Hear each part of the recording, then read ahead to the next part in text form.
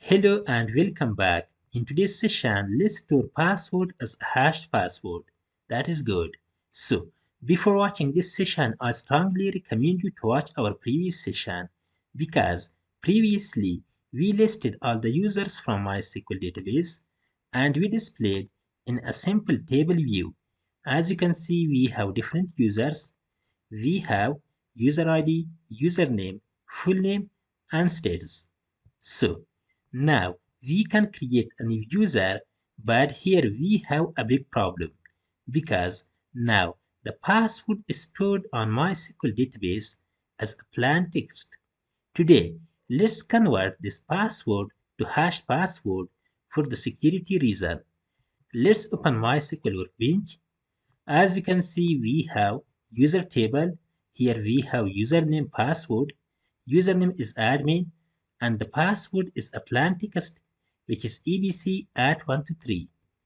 This is a big problem because whenever a person access to our database, it can access the password because it's stored as a plain text. So let's convert this password to a hash password, and we have different ways. We want to use the BCrypt algorithm to convert a plain text password to a hash password. So before implementing how we can convert this simple password to a hash password, let's explain the BCrypt algorithm. BCrypt is a password hashing algorithm especially designed to store password in a database securely. So, for example, we have a user enters a password, for example, my pass, it may be any password. Once user enters the password, in the second step, the bcrypt algorithm generates a random salt. So, salt is nothing but it is a random string value added to the password. That is because it ensures two identical passwords do not produce the same hash. As you can see here, we have a cell which is x9 hash VL2 $A at 7 exclamation mark. This is a random value. So in the third step, the bcrypt algorithm applies the cost factor. The cost factor is nothing, but it is allowance for the hashing. As you can see, we set the cost factor to 12. This means the bcrypt algorithm will run the hashing process 2 to the power of 12 times. So, whenever we increase the cost factor, password security increases, and whenever we decreases it, hashing becomes faster but less secure. So, higher cost factor means more security and the lower cost factor means more speed. Okay friends, thereafter the bcrypt algorithm combines password plus salt plus cost factor and generate a hashed password. Once the hashed password is generated, we want to store in the database. As you can see here, we have a hashed password and actually we want to store that password in the database for a security reason. So here we have user management application. Inside that we have different packages and different classes. Let's skip that because we explained everything in the previous videos.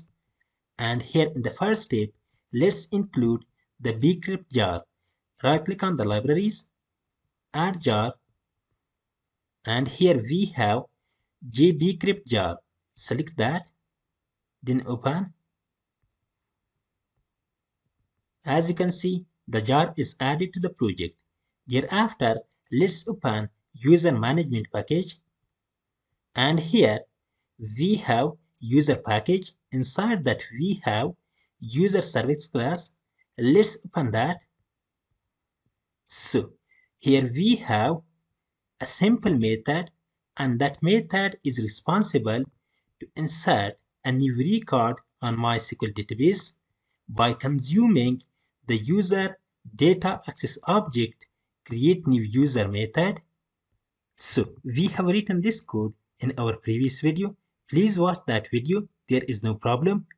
Let's use hashing to store hashed password in MySQL database. And here in the first step, let's import the required packages. Simple import we have org. We have mindroot, then we have gbcrypt. After that we have a class which is bcrypt. Let's import that. So we included the BCrypt class. Thereafter, let's convert the plaintext password to hash password. We have a new record method. Let's write code inside that method. For that, we want to use only one line of the code. Simple. Let's first define variable. For example, string hashed password equals. We have a class which is BCrypt. Inside that we have a method hash password that accepts string password and string salt. Let's select that. We have already string password. There is no problem. That means we want to convert the plaintext password to a hash password. And here let's specify the salt.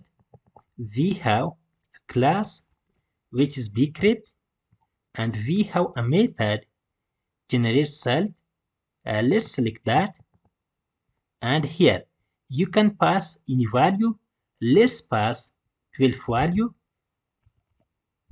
As you can see, we set the cost factor to 12. This means the BCrypt algorithm will run the hashing process 2 to the power of 12 times. So, whenever we increase the cost factor, password security increases, and whenever we decreases it, hashing becomes faster but less secure. So, higher cost factor means more security, and the lower cost factor means more speed. So, as you can see, using one line of the code, we converted the normal text password into a hash password. That is good. After that, let's use the hash password instead of normal text password. So, let's save the changes and then run the application to see the result. Let's open manage users. So, let's create a new user. For example, Ahmadi. Password, for example, Ahmad at 123. Let's click on the add button. As you can see, new user created successfully. That is good. Let's check data on MySQL database. Let's execute the simple query. So as you can see, new user created on MySQL database. We have username, and here we have a hashed password instead of a plaintext password.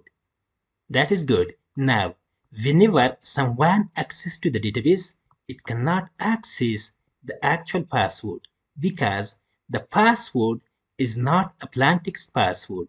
It is a hashed password. Okay, if you have any questions, you can write them in the comment. Please like, subscribe, and share my videos. That is enough for today. Have a good day. See you in the next one.